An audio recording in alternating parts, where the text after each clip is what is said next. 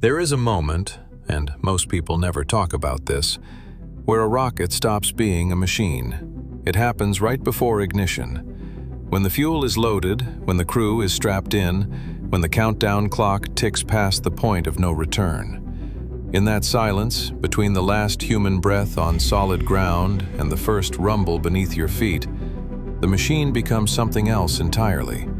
It becomes a promise, a bet humanity is placing on itself. On April 2026, 4 human beings made that bet. And what happened next, the triumphs, the failures, the quiet moments nobody broadcast on the news, is a story worth telling slowly. Because this wasn't just another space mission. This was the moment the human race looked up at the moon again, for the first time in over 50 years, and said, "We're coming back." My name doesn't matter. What matters is this story. So, let's begin. But before that, please, YouTube, notify me 95% are not subscribing. Please kindly hit the like and subscribe button to support the channel. Thank you. The Space Launch System, the SLS, is the most powerful rocket NASA has ever built. Taller than the Statue of Liberty, louder than anything most humans will ever stand near. And on launch day at Kennedy Space Center in Florida, it sat on the pad like something out of mythology. Steam rolling off its sides, the Atlantic wind cutting across the grass, and inside, tucked at the very top of that towering column of fuel and engineering and ambition, 4 people sat and waited. Commander Reed Wiseman, pilot Victor Glover, mission specialist Christina Cook, and Canadian Space Agency mission specialist Jeremy Hansen. 4 names, 4 human beings, and 1 capsule they had named Integrity. That name matters. Remember it. The countdown reached 0 and then stopped. A sensor, a single sensor in the flight termination system had thrown an unexpected reading. Engineers scrambled. The crew sat in silence, strapped in, going nowhere.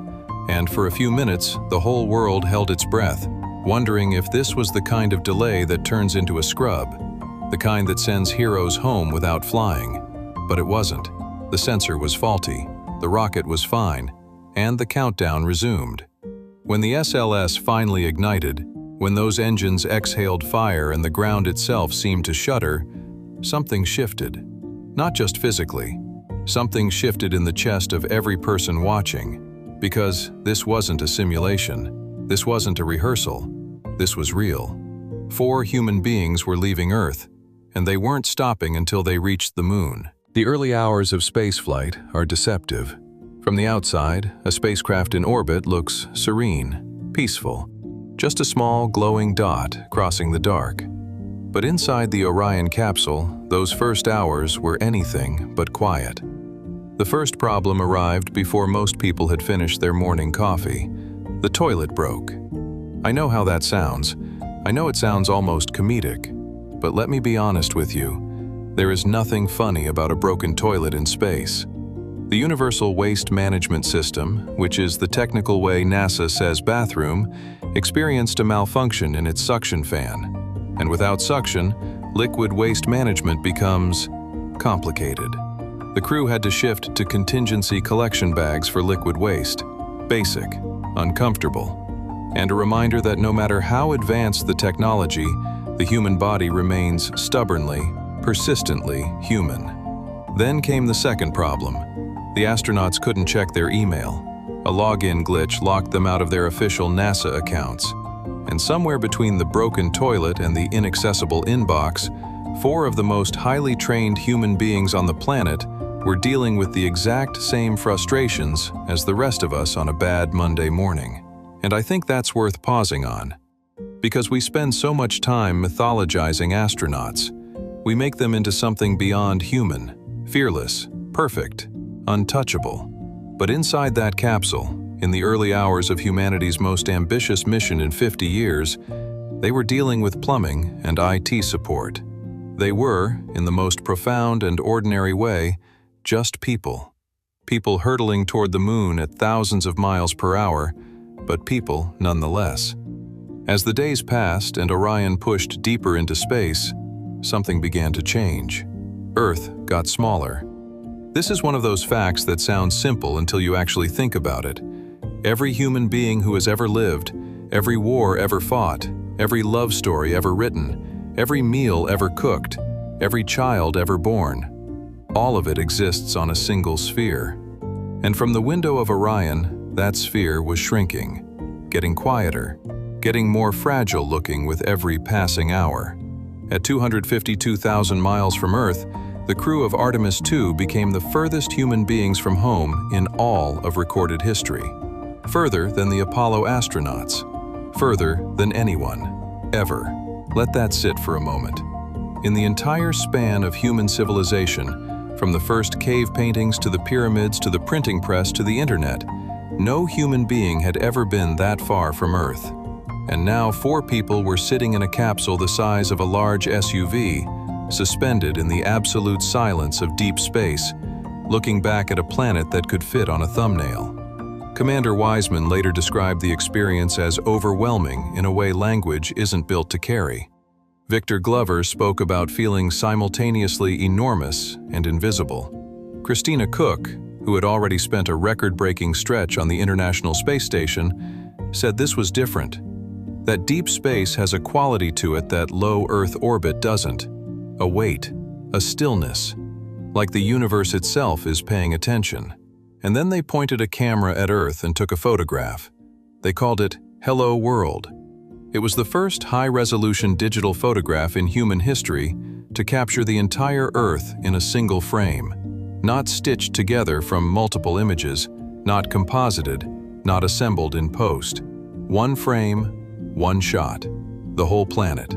Every ocean and continent and cloud system and city light captured in a single digital moment. The last time anyone took a photo like that was during Apollo 17 in 1972. That image, the blue marble, became one of the most reproduced photographs in history. It changed how an entire generation thought about the planet they lived on. Hello World may do the same. And then they turned toward the moon. From Earth, the moon looks simple, gray, distant, like a coin someone left on a black tablecloth. But as Orion swung around its dark side, as the crew looked out their windows at a surface no human had been this close to in 5 decades, something unexpected happened. It wasn't gray. Commander Wiseman reported subtle hues of brown and green across the lunar surface, colors that simply don't register from 240,000 miles away. Colors that suggest a surface far more complex and layered than the flat monochrome we see from our backyards. It was as if the moon had been hiding something, waiting for someone to get close enough to notice. And then they noticed something else entirely. 2 craters, previously uncharted, unknown to any existing lunar map. 2 depressions in the ancient surface of the moon that had been there for perhaps billions of years, unseen, unnamed, waiting. The crew proposed names for them. Integrity, after the capsule that carried them there, and Carol, after Commander Wiseman's late wife. I don't have the words to do justice to that moment. A man, hundreds of thousands of miles from home, grieving a person he loved, leaving her name on the surface of the moon. There are things that happen in the course of human exploration that transcend mission objectives and orbital mechanics and technical achievements. This was one of them. A quiet act of love, written in the language of cartography on the face of another world. And then, as if the universe decided the crew hadn't experienced enough, they watched an eclipse.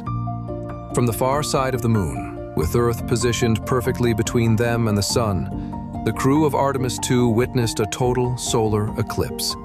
Not from a field, or a rooftop, or a beach like the rest of us. From space, from behind the moon. They watched the Earth block out the sun for nearly 54 minutes. A blazing ring of light surrounding the silhouette of their home planet, burning against the absolute black of deep space. No human being had ever seen anything like it. No human being may ever see anything like it again. Every journey home carries its own weight. After swinging around the moon, after the photographs and the craters and the eclipse and the silence of deep space, the Orion capsule began its 4-day return trip to Earth. And for most of those 4 days, the mood inside the capsule, if the crew's later accounts are to be believed, was something close to quiet reflection, the kind of silence that follows something enormous. But the journey wasn't over, and space, as always, saved its most dangerous moment for last: re-entry. When Orion hit the atmosphere of Earth, it was traveling at 32 times the speed of sound. 32 times. The friction of that impact, capsule against air, generated temperatures on the heat shield approaching 5,000 degrees Fahrenheit. Hot enough to melt steel. Hot enough to turn the atmosphere itself into plasma. And in that plasma, radio waves don't travel, signals don't pass through. For 6 minutes, the crew of Artemis 2 was completely unreachable.